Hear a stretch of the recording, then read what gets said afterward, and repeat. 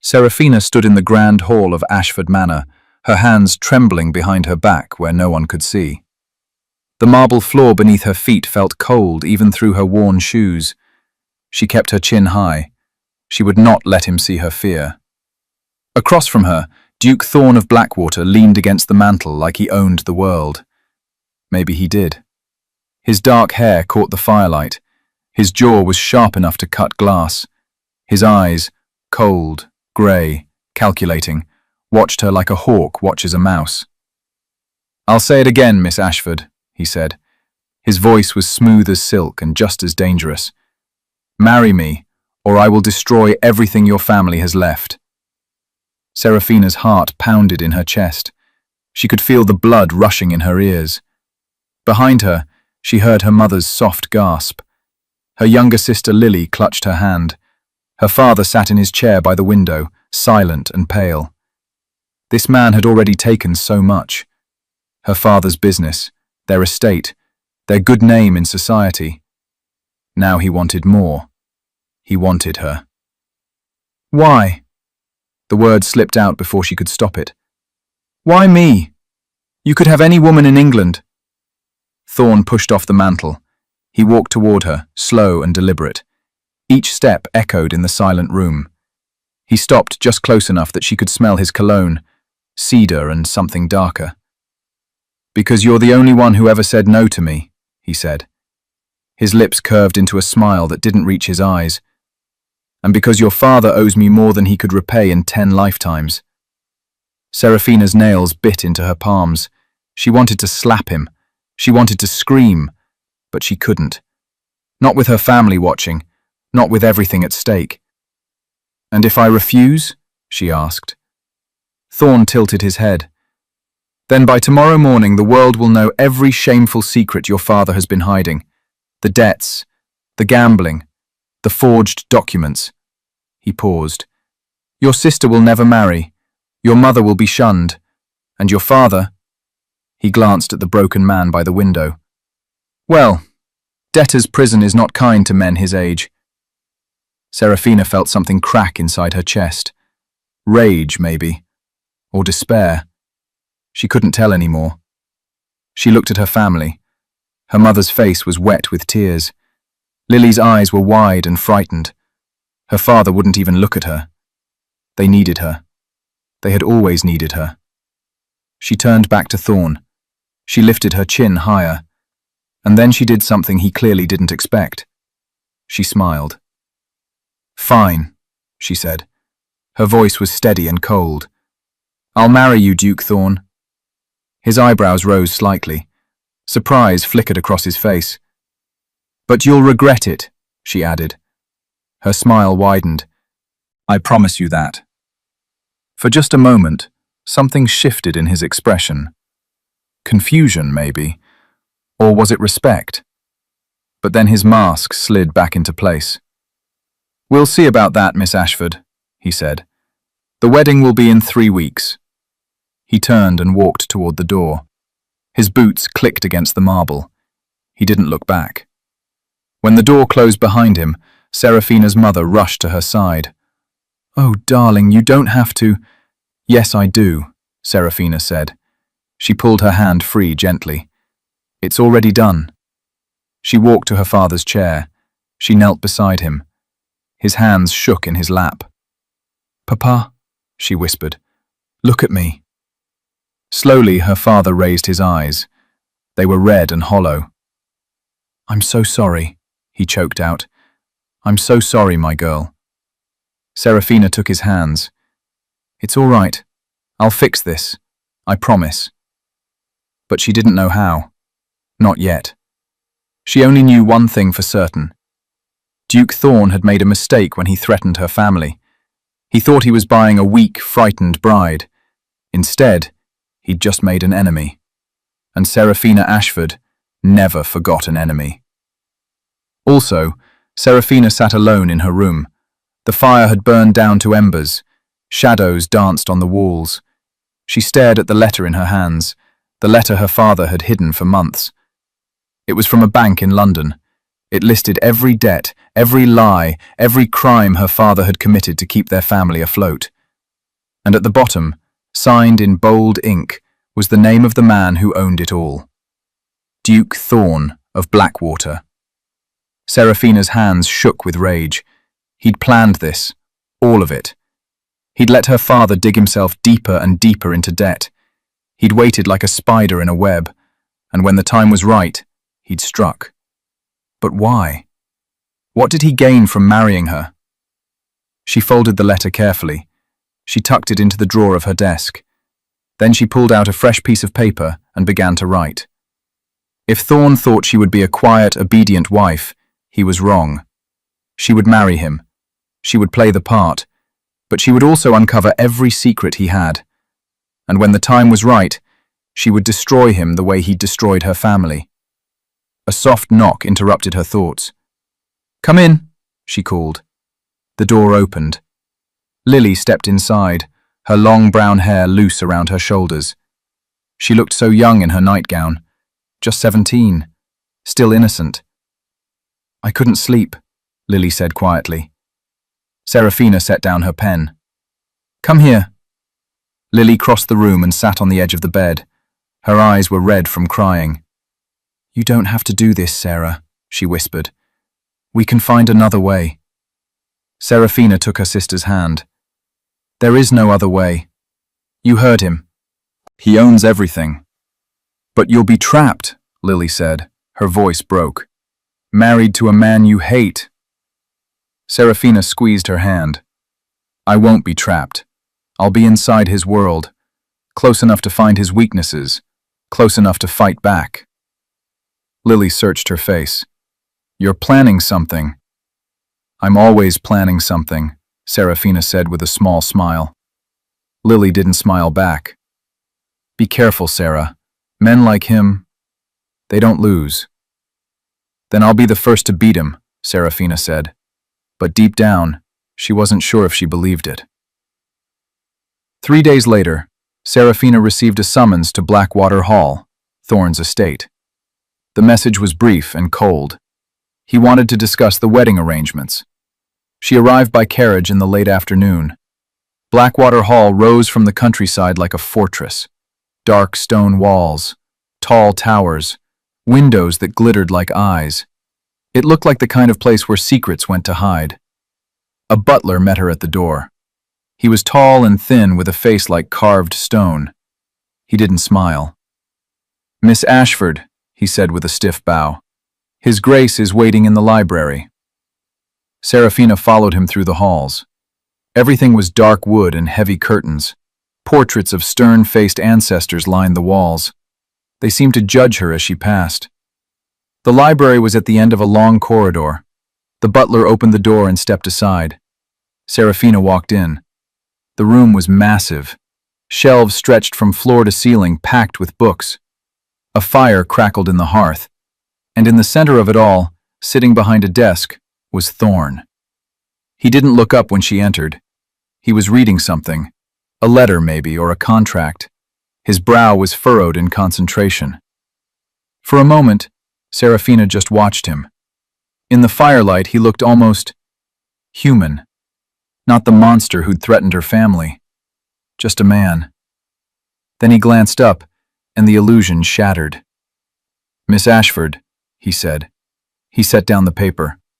"Punctual. I appreciate that." "I didn't think I had a choice," she replied coolly. His lips twitched, almost a smile. "You don't." He gestured to the chair across from him. "Sit." She did, keeping her back straight and her hands folded in her lap. She wouldn't give him the satisfaction of seeing her nervous. Thorn leaned back in his chair. He studied her like she was a puzzle he was trying to solve. "You surprised me the other day," he said. "Did I?" "Yes. I expected tears, begging perhaps. But instead, you smiled." He tilted his head. "Why?" Seraphina met his gaze without flinching. "Because I decided something." "And what was that?" "That if I'm going to be your wife," she said slowly, "then you're going to be my husband. And husbands can be Inconvenient. Thorne's eyes narrowed. Is that a threat, Miss Ashford?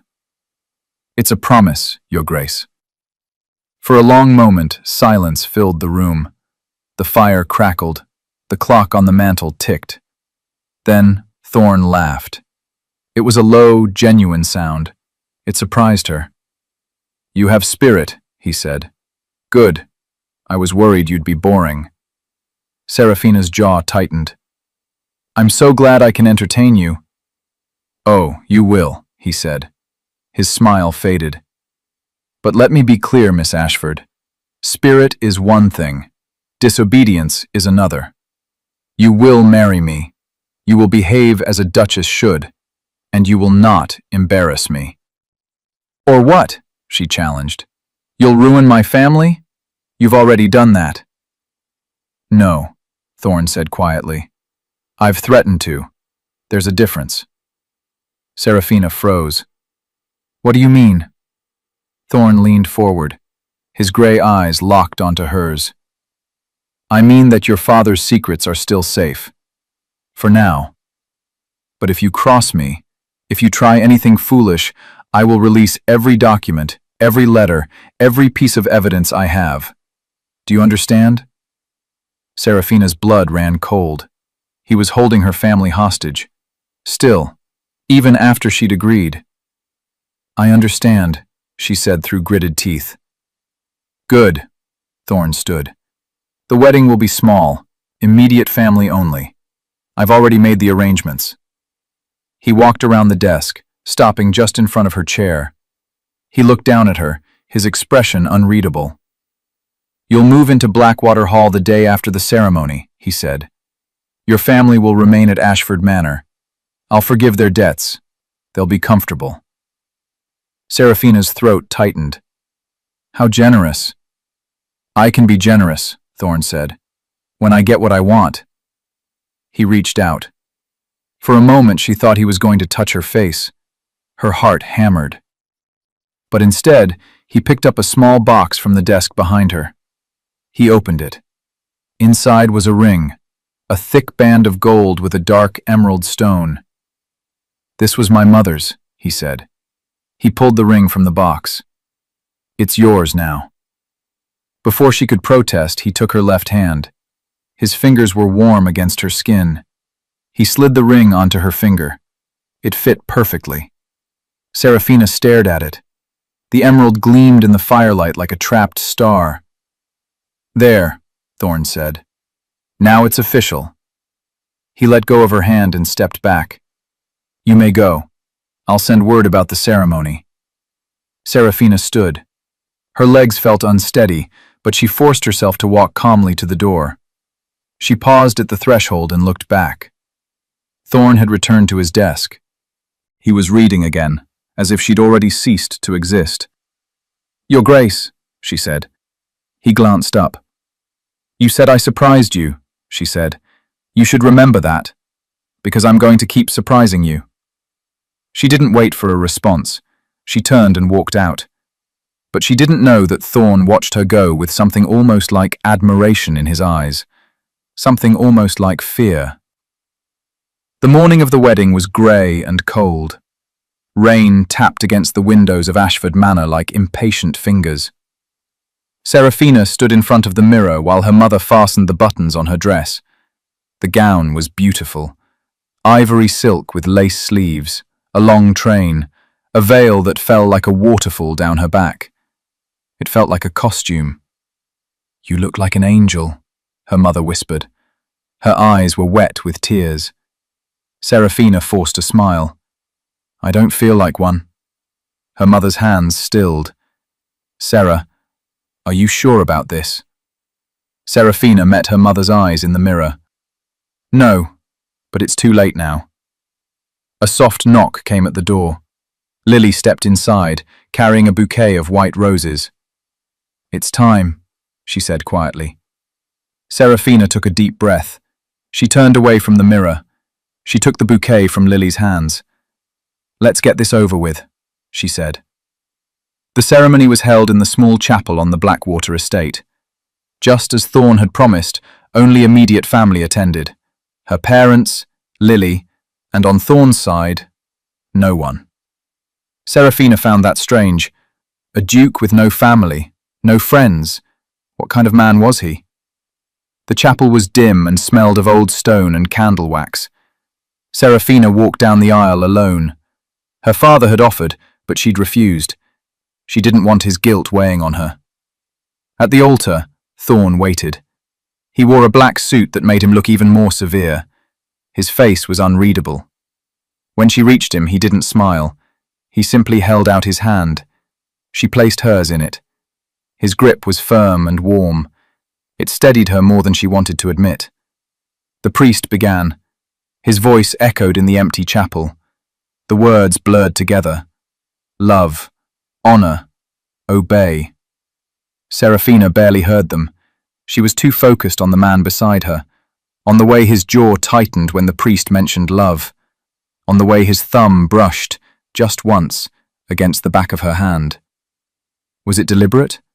Or an accident? She couldn't tell. Do you, Duke Thorn Alexander of Blackwater, take this woman to be your lawfully wedded wife? I do, Thorn said. His voice was steady. And do you, Miss Serafina Rose Ashford, take this man to be your lawfully wedded husband? Serafina hesitated, just for a heartbeat. Then she said, I do. Then by the power vested in me, the priest said, I now pronounce you husband and wife. He closed his book. You may kiss the bride. Thorn turned to her. For the first time she saw something flicker in his eyes. Uncertainty, maybe. He leaned down slowly. She stood frozen, her heart pounding. His lips brushed hers. Soft, brief, over in a second. But the warmth of it lingered long after he pulled away. It's done, he murmured. Just for her. Serafina swallowed. Yes, it's done. The wedding breakfast was quiet and awkward. They sat at opposite ends of a long table in Blackwater Hall's dining room. Her family tried to make conversation, but Thorn barely responded. Serafina pushed food around her plate. She wasn't hungry. Finally, Thorn stood. I have business to attend to. Serafina, your belongings will be moved to your rooms this afternoon. He left without another word. Her mother reached across the table and squeezed her hand. Give him time, darling. Perhaps he'll soften. Serafina doubted it. That evening, Serafina stood in her new bedroom. It was enormous. A 4-poster bed dominated the center. Heavy curtains framed the windows. A fireplace crackled with fresh logs. It was beautiful. And it felt like a cage. A door on the far wall caught her attention. She walked over and opened it. Beyond was another room, darker, more masculine. A large desk, shelves of books, and in the center, a bed with black sheets. Thorn's room. Her heart skipped. Their rooms were connected. Before she could process that, the door to the hallway opened. Thorn stepped inside. He'd changed out of his formal clothes. Now he wore a simple white shirt and dark trousers. His sleeves were rolled up, revealing strong forearms. He stopped when he saw her. His eyes flicked to the open door between their rooms. I should have mentioned, he said. Our chambers are adjoined. I see that, Serafina said carefully. Should I lock the door? Thorn's jaw tightened. If it makes you feel safer.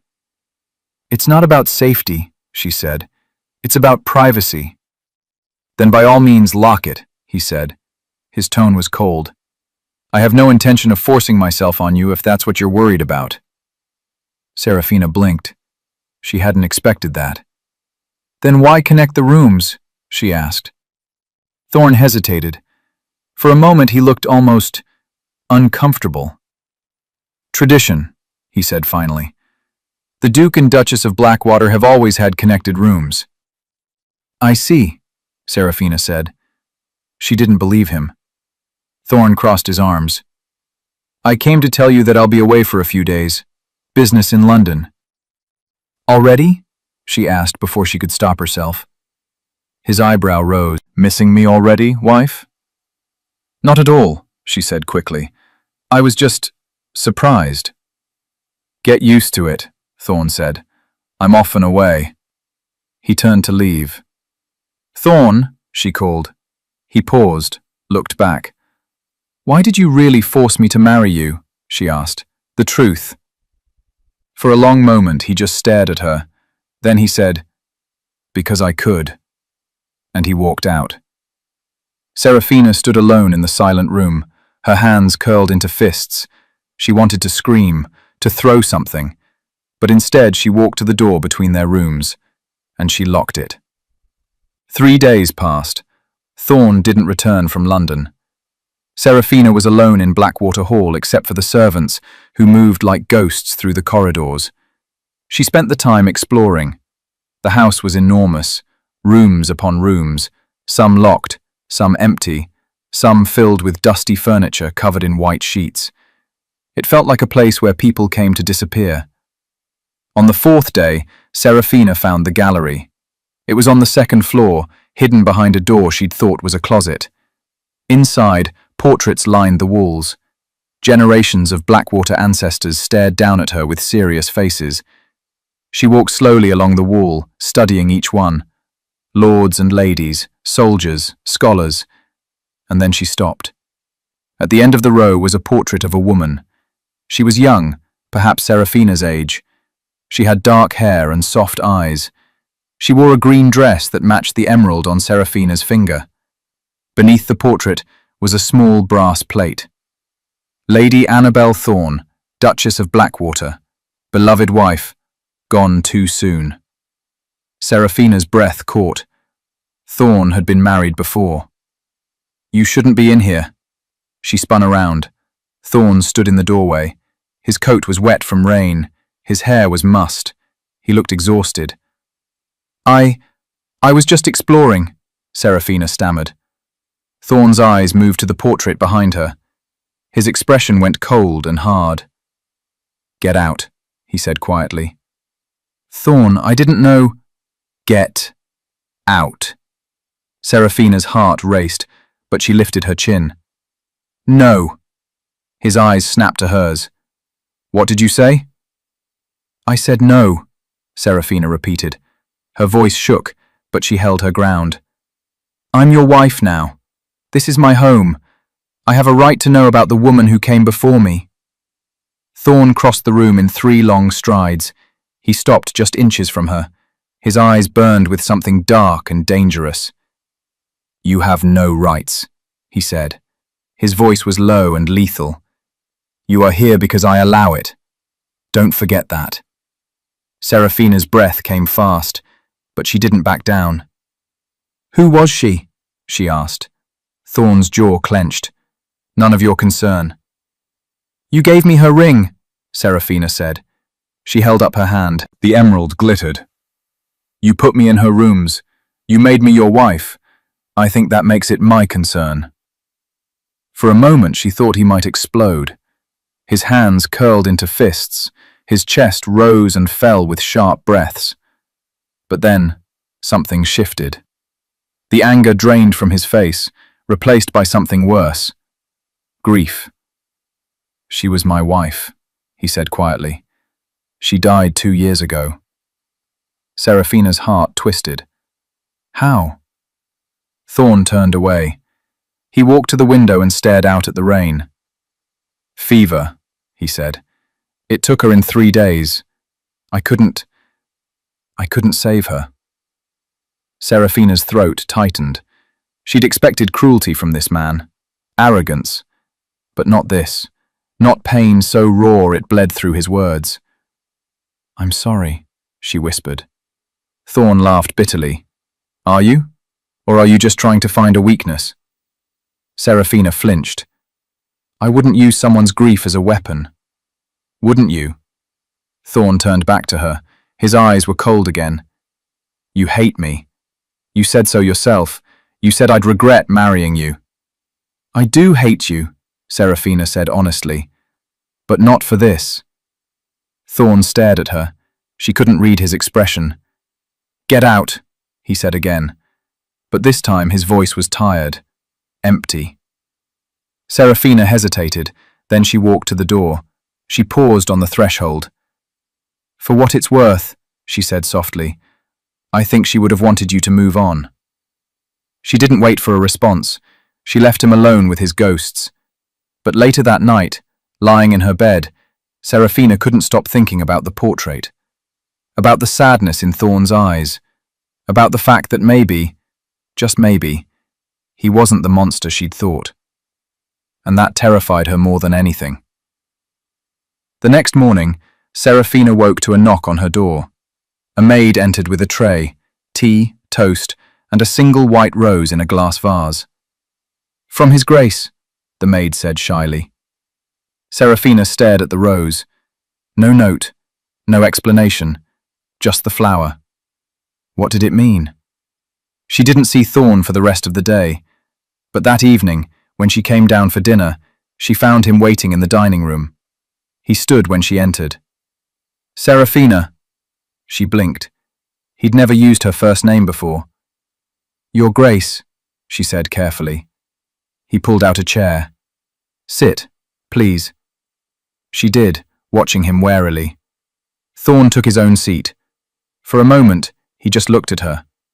Then he said, "I owe you an apology." Serafina's eyes widened. "You... what?" "An apology," he repeated. "I was cruel yesterday. You didn't deserve that." Serafina didn't know what to say. She'd expected anger, coldness, but not this.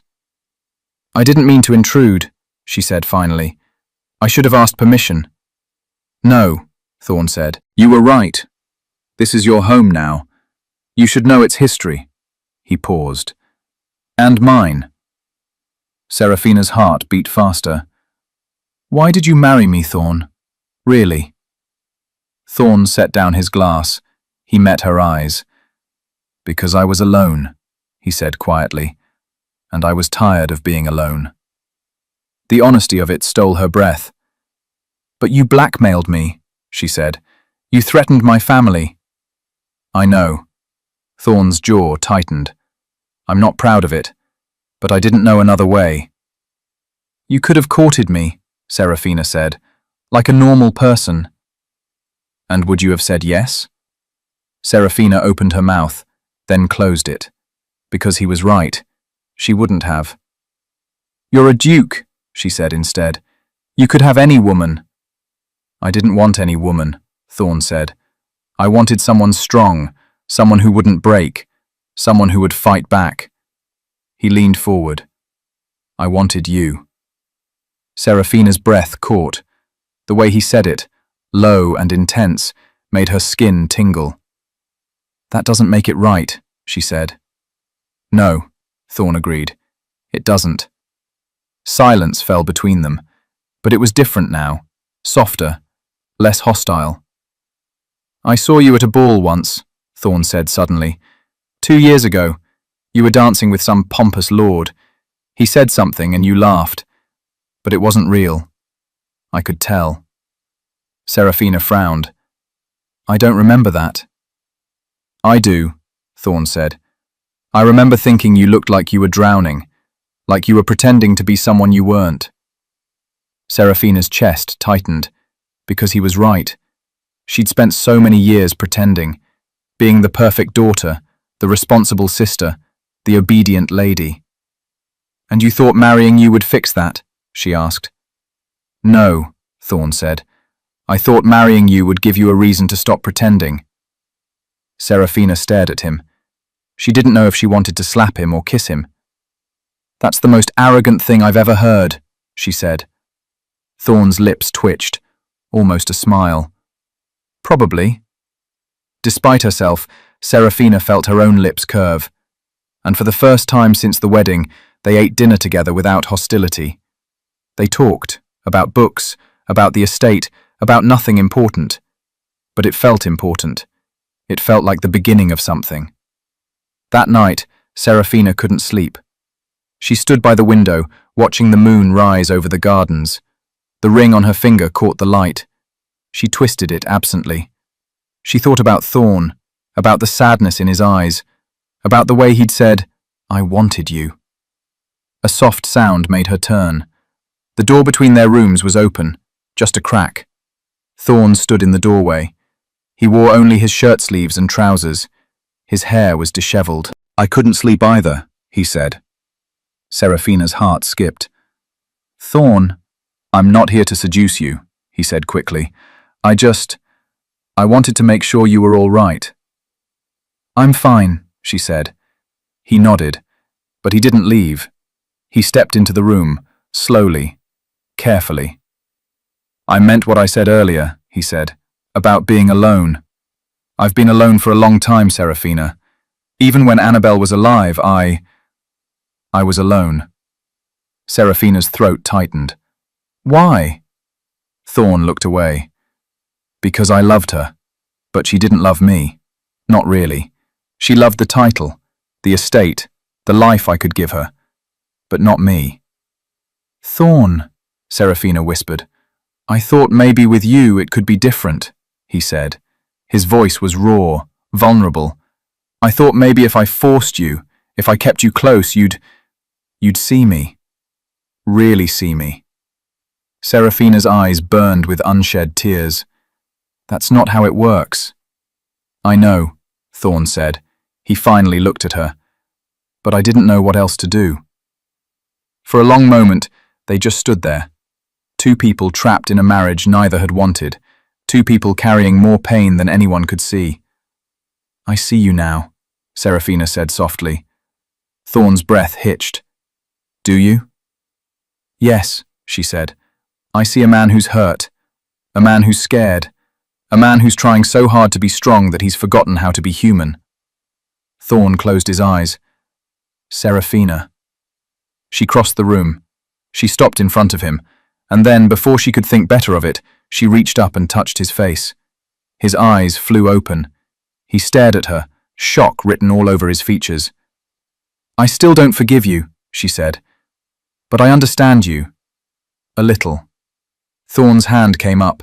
He covered hers, pressed it against his cheek. That's more than I deserve, he whispered. Probably, Seraphina agreed. And then, somehow, they were closer.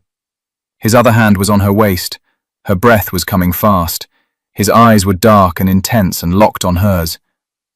Seraphina, he said. It sounded like a question. She should say no. She should step back. But she didn't. Instead, she rose on her toes and kissed him. It was nothing like the brief touch at their wedding. This was real. This was fire and need, and something neither of them could name. Thorn's arms came around her. He pulled her closer. His lips moved against hers like he was drowning and she was air. Seraphina's hands tangled in his hair.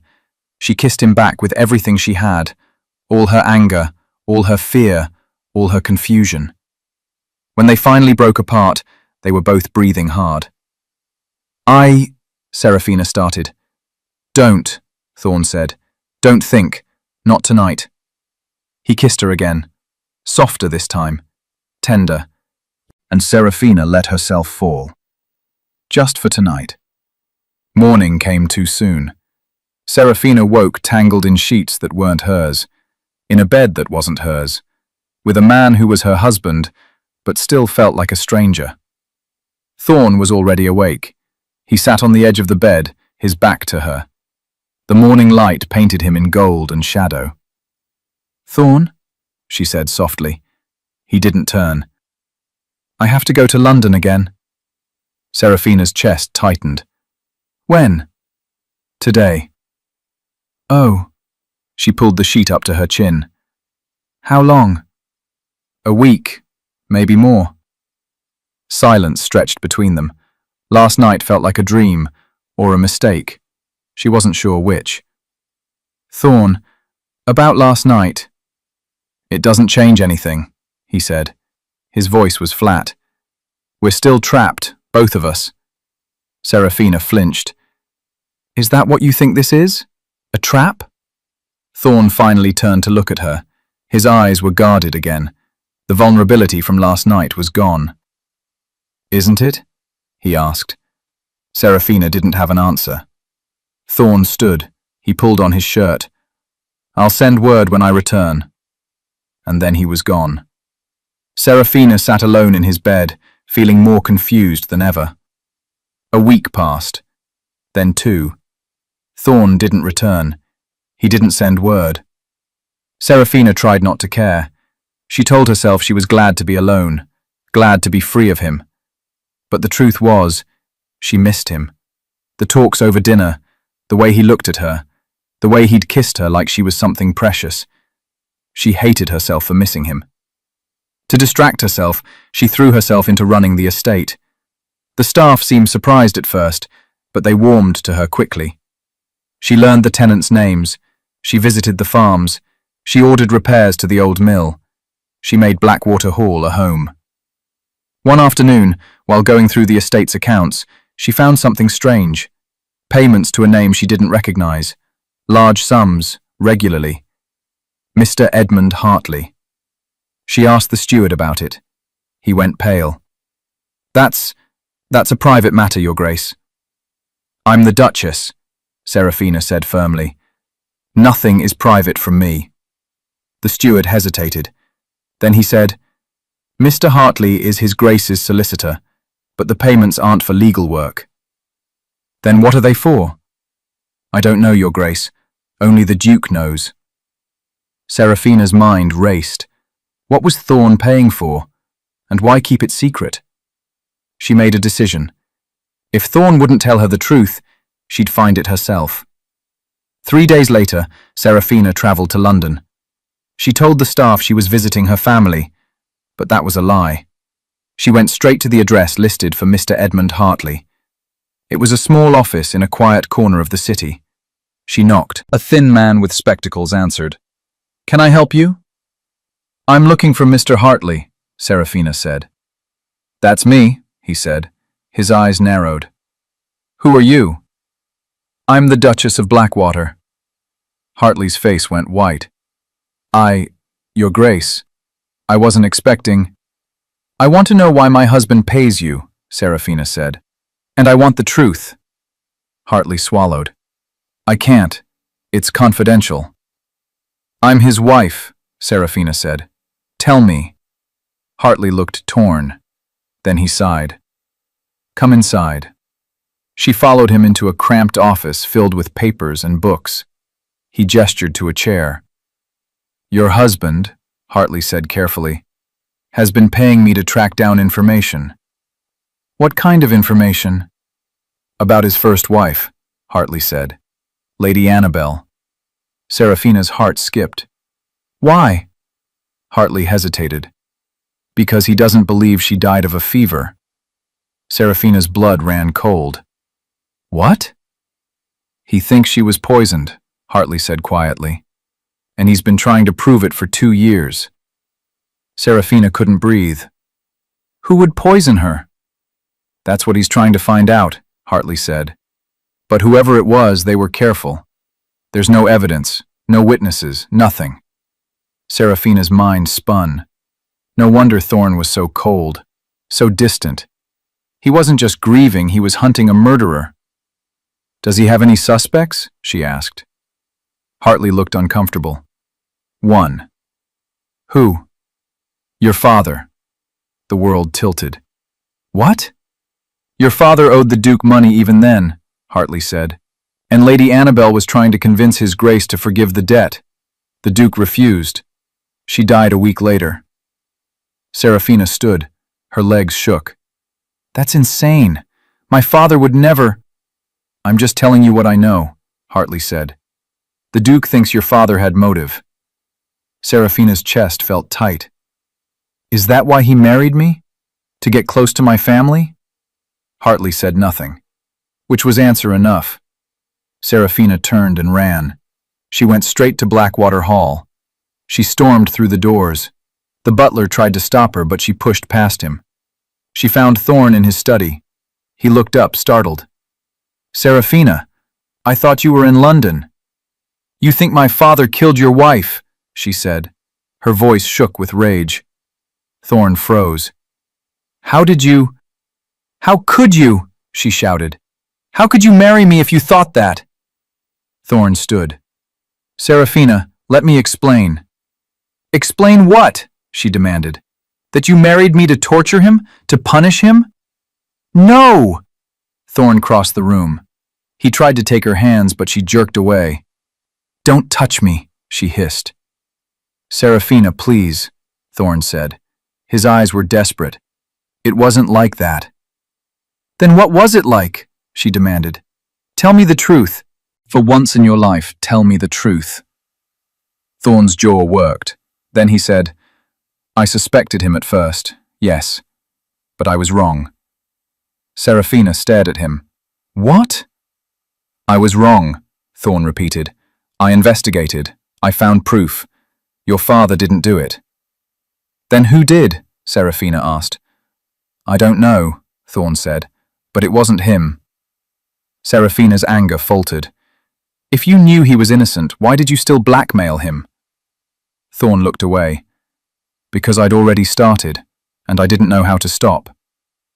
That's not an answer, Serafina said. Because I wanted you, Thorn shouted. All right?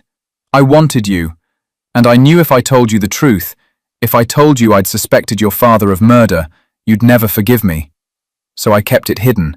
I thought maybe I could fix things.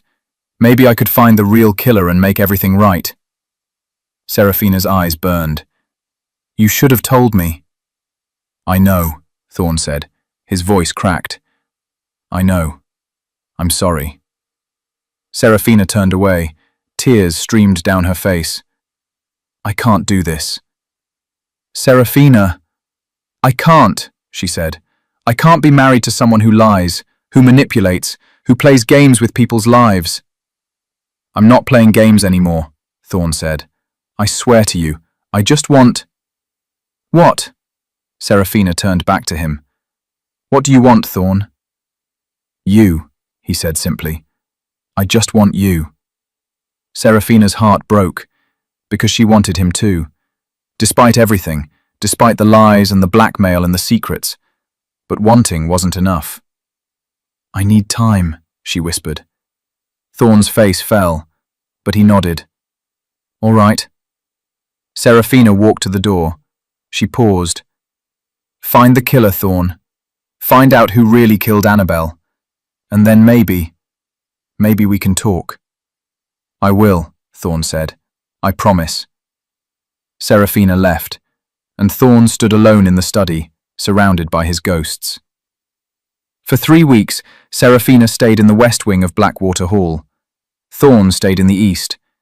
They passed each other in the halls like strangers, but at night, Serafina would lie awake and wonder what he was doing, if he was sleeping, if he was thinking about her. She hated that she cared. One evening, a maid brought her a message. It was from Thorn. I need to show you something. Please, meet me in the library. Serafina almost ignored it, but curiosity got the better of her. She went. Thorn was waiting. He looked exhausted. His eyes were shadowed. His hair was mussed like he'd been running his hands through it. What is it? She asked coolly. Thorn gestured to the desk. It was covered in papers, letters, documents. I found something, he said. Serafina stepped closer. She looked at the papers. One was a letter addressed to Annabelle. The handwriting was elegant and looping. My dearest Annabelle, you must stop trying to convince him. He will never forgive the debt, and if you persist, you'll leave me no choice. I will protect our future, no matter the cost. Serafina's breath caught. Who wrote this? Lord Edmund Vale, Thorn said. Annabelle's cousin. I don't understand, Serafina said.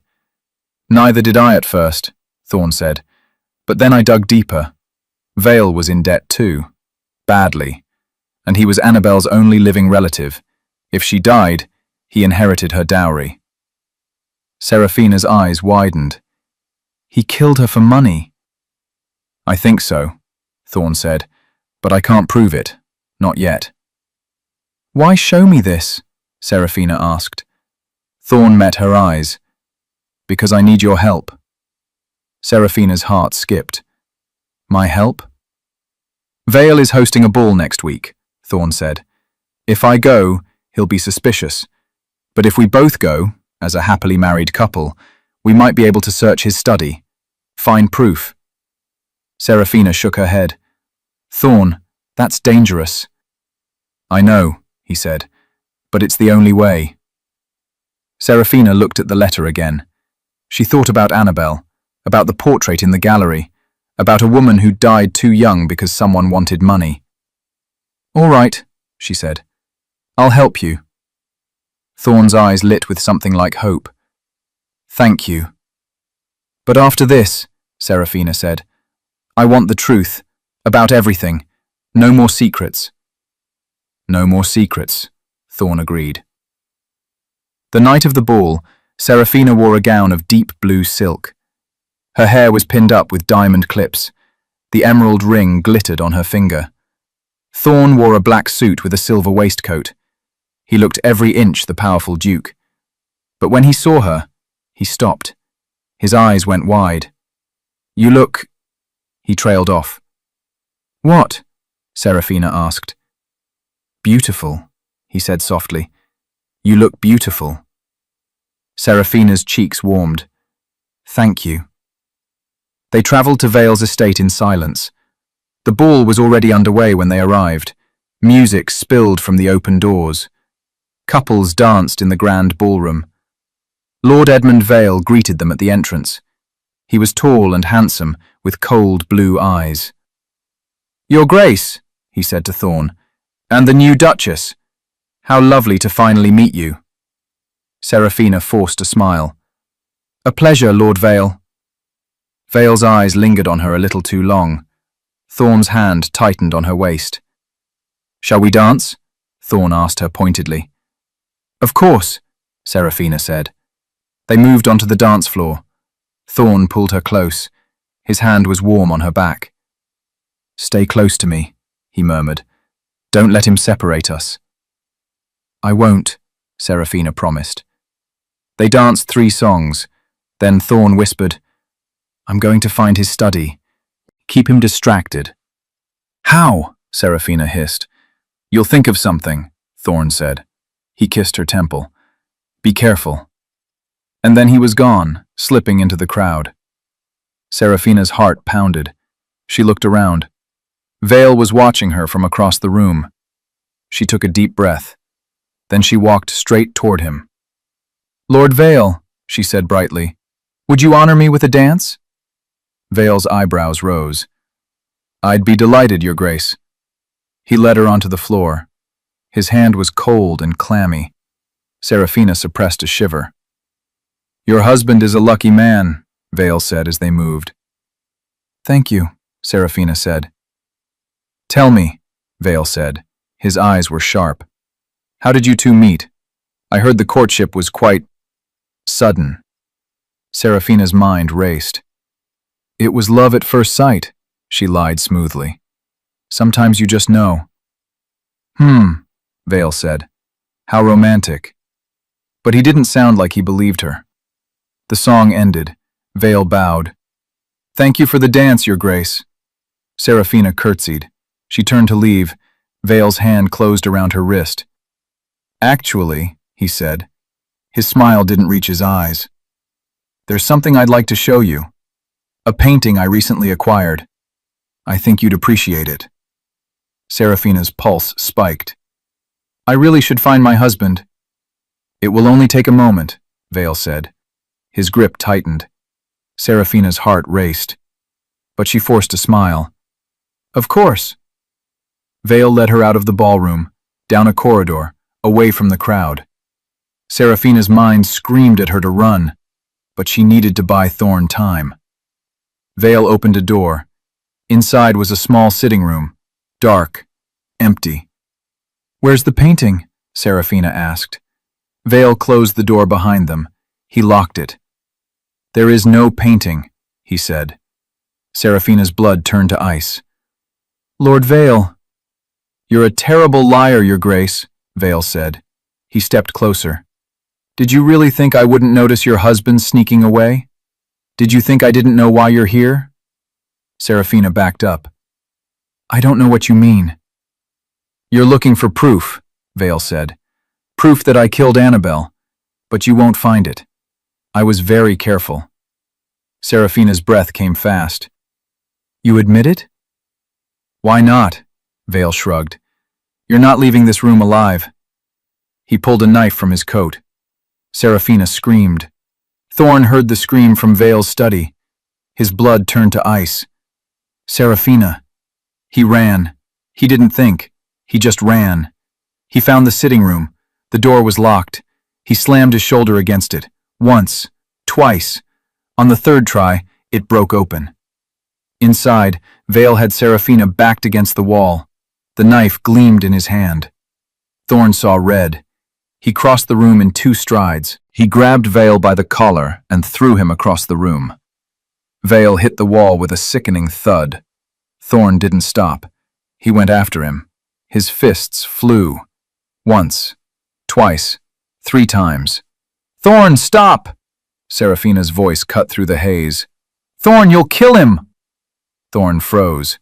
His fists were bloody. Vale was unconscious on the floor. Slowly, Thorn stood. He turned to Seraphina. She was pale, shaking, but alive. Are you hurt? He asked. His voice was raw. No, she whispered. I'm all right. Thorn crossed to her. He pulled her into his arms. She was trembling. I'm sorry, he said. I'm so sorry. I should never have brought you here. You couldn't have known, Seraphina said. I should have protected you, Thorn said. I should have. You did, Seraphina interrupted. She pulled back to look at him. You saved me. Thorn's eyes were wet. I thought I'd lost you. You didn't, Seraphina said. She touched his face. I'm here. I'm all right. Thorn kissed her, hard and desperate, like he needed to prove she was real. When they pulled apart, Seraphina said, Did you find the proof? Thorn pulled a sheaf of papers from his coat. Right here. Letters, receipts, everything we need. Seraphina let out a shaky breath. It's over. It's over, Thorn agreed. Behind them, Vale groaned. We should get the authorities, Seraphina said. Already done, Thorn said. I sent word before I came looking for you. And sure enough, moments later, constables arrived. They took Vale away in chains. Thorn and Seraphina stood in the empty room, holding each other. Let's go home, Thorn said. Seraphina nodded. Yes, let's go home. Back at Blackwater Hall, Seraphina sat by the fire in Thorn's study. He poured her a brandy. Her hands still shook. Drink, he said gently. She did. The warmth spread through her chest. Thorn sat beside her. He took her hand. I'm sorry, he said again. Stop apologizing, Seraphina said. It's not your fault.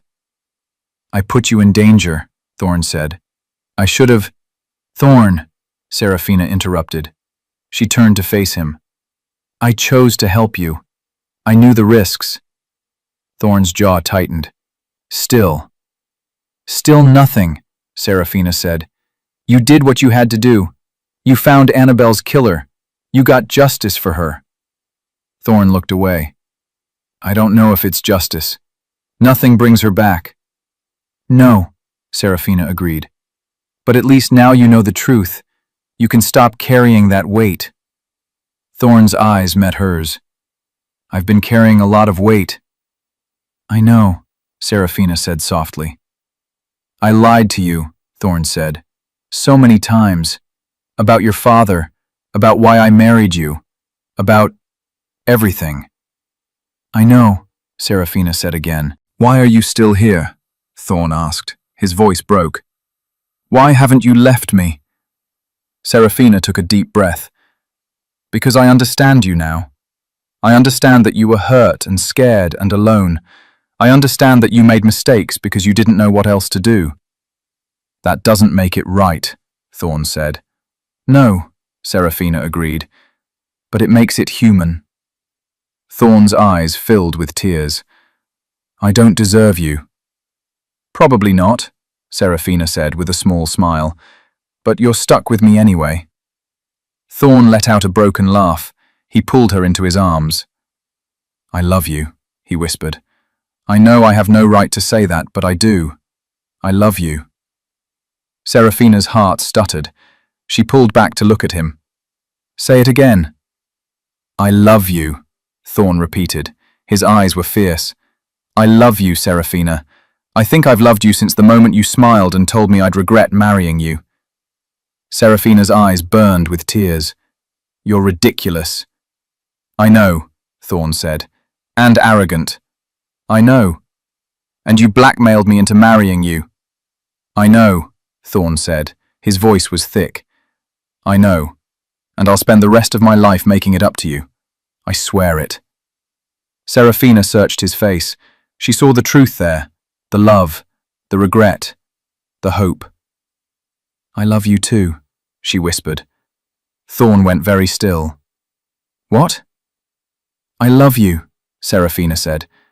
"I don't know when it happened. Maybe it was that first dinner. Maybe it was when you gave me the rose. Maybe it was tonight when you broke down a door to save me. But I love you, Thorn." Thorn's breath hitched. Then he kissed her. It was soft and sweet and full of promise. It was a beginning. When they pulled apart, Serafina said, "No more secrets." "No more secrets," Thorn agreed. "And no more lies. No more lies." "And you have to let my family out of the debt," Serafina said. "Completely." Thorn smiled. "Already done." Serafina blinked. "What?" "I forgave it the day after we were married," Thorn said. "I just didn't tell you." Serafina gaped at him. "Why not?" "Because I was afraid you'd leave," Thorn admitted. "If you knew your family was safe, I thought you'd have no reason to stay." Serafina shook her head. "You really are an idiot." "I know," Thorn said, but he was smiling. Serafina kissed him again. "I'm still angry with you." "I know," Thorn said against her lips, "and you're going to have to work very hard to earn my trust back." "I will," Thorn promised. "Every day. For the rest of our lives." "Good," Serafina said. She pulled him closer, and for the first time since their wedding day, she felt like she was exactly where she belonged. 3 months passed. Summer turned to autumn. The leaves at Blackwater Hall turned gold and red. Serafina walked through the gardens, her hand in Thorn's. They did this every evening now, walking, talking, learning each other.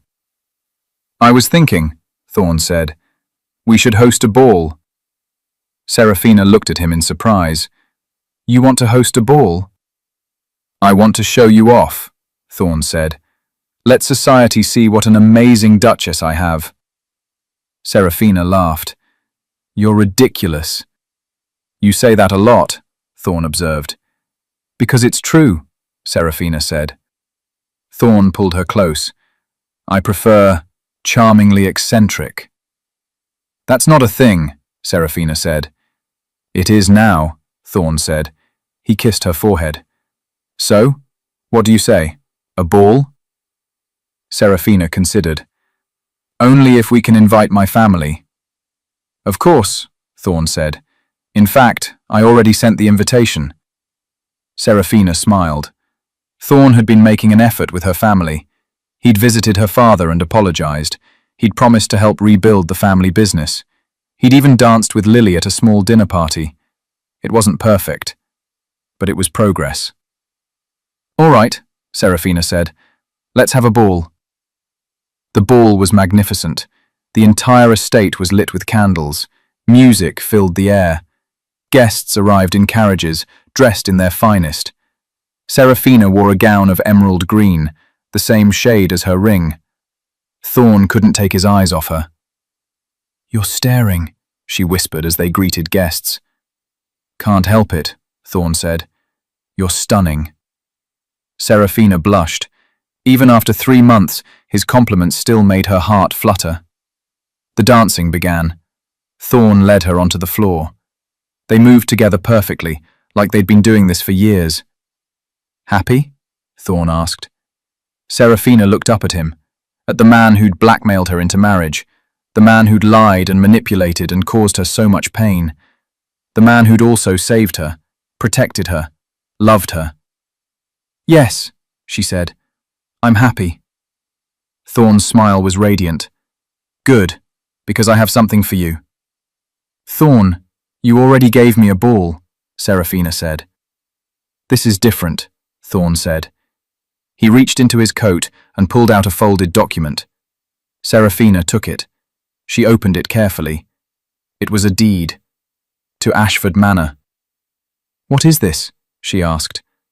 "I bought it back," Thorn said. "From the creditors. It's yours now. Your family's home." Serafina's eyes filled with tears. "Thorn." "I know it doesn't fix what I did," Thorn said, "but I wanted to give them back what they lost, what I took from them." Serafina threw her arms around his neck. She didn't care that they were in the middle of the dance floor. She didn't care that people were watching. "Thank you," she whispered. Thorn held her tight. "Anything for you." When they pulled apart, Serafina saw her family across the room. Her mother was crying. Her father looked stunned. Lily was beaming. "Did you tell them?" Serafina asked. "Not yet," Thorn said. "I wanted you to." Serafina kissed him, quick and sweet. Then she grabbed his hand. "Come on." They walked over to her family together. Serafina held out the deed. "Papa," she said, "Ashford Manor is yours again." Her father stared at the document, then at Thorn, then at Serafina. I don't understand," he stammered. "It's a gift," Thorn said, "and an apology. For everything." Serafina's mother started crying harder. Lily hugged Serafina so tight she could barely breathe. Her father stood slowly. He faced Thorn. For a long moment the two men just looked at each other. Then her father held out his hand. Thorn took it. "Thank you," her father said. His voice was thick. "Thank you." "Take care of it," Thorn said. "It's a good home." "We will," her father promised. Serafina watched them, her heart full. This was what she'd wanted. Her family safe, her home restored, and a man who was trying, really trying, to be better. Later that night, after the guests had gone, Serafina and Thorn stood on the balcony of their room. The stars were bright overhead. The air was cool and sweet. "Do you regret it?" Thorn asked suddenly. "Regret what?" Serafina asked. "Marrying me," Thorn said. "I know I forced you. I know you didn't want this." Serafina turned to face him. She took his hands. "I did regret it," she said honestly. "At first, I hated you. I wanted to hurt you the way you'd hurt me." Thorn flinched, but he didn't look away. "But then I got to know you," Serafina continued. "The real you, the man behind the title and the threats. And I realized something." "What?" Thorn asked. "That we're the same," Serafina said. "Both of us were trapped. Both of us were scared. Both of us were just trying to survive." Thorn's eyes were bright. "Serafina." "So no," she said. "I don't regret it. Not anymore." Thorn pulled her close. "I love you," he said. "So much." "I love you too," Serafina said, "even though you're ridiculous." Thorn laughed, a real, genuine laugh. "I suppose I am." "Charmingly eccentric," Serafina corrected with a smile. "There you go," Thorn said. He kissed her under the stars, and Serafina kissed him back, thinking about how strange life was. She'd started this marriage as a prisoner. Now she was free. She'd started hating this man. Now she loved him. She'd promised him he'd regret marrying her. And maybe he did, sometimes. But she didn't. Because this marriage, this strange, complicated, impossible marriage, had given her something she'd never expected. A home. A partner. A love that was messy and imperfect and real. And that was worth more than anything. The nursery at Blackwater Hall was filled with sunlight. Serafina sat in the rocking chair, cradling a small bundle wrapped in soft blankets. Thorn stood by the window, watching them with an expression of pure wonder. "She has your eyes," Serafina said softly. "And your stubbornness," Thorn said. "She's been awake for hours." Serafina smiled down at their daughter, little Annabel Rose, named for the woman who'd come before and for the woman who'd come after. "Do you think she would have been happy?" Serafina asked. "The first Annabel, if she knew." Thorn crossed the room. He knelt beside the rocking chair. "I think she would have been glad," he said, "that someone finally brought light back into this place." Serafina touched his face. "We brought it back together."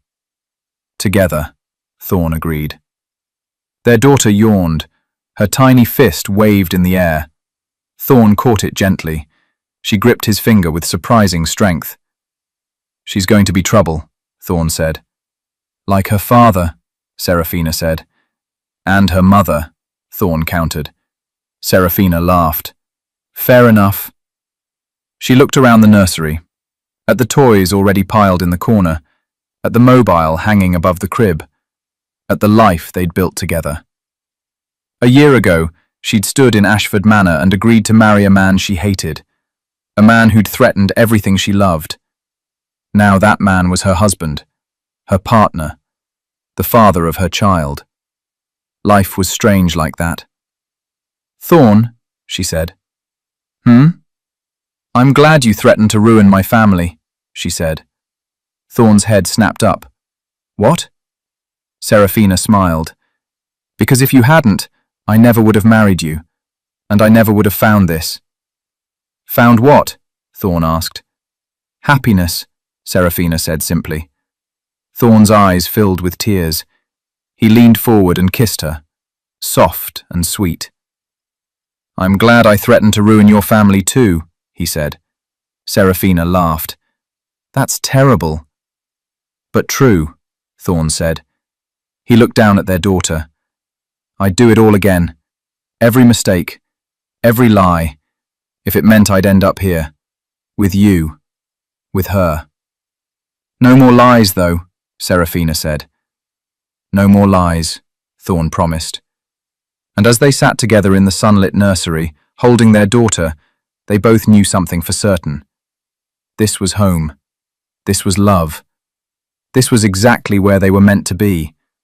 No matter how it started, no matter what threats were made, no matter what pain they'd caused each other, they'd found their way, together. And that was the greatest victory of all.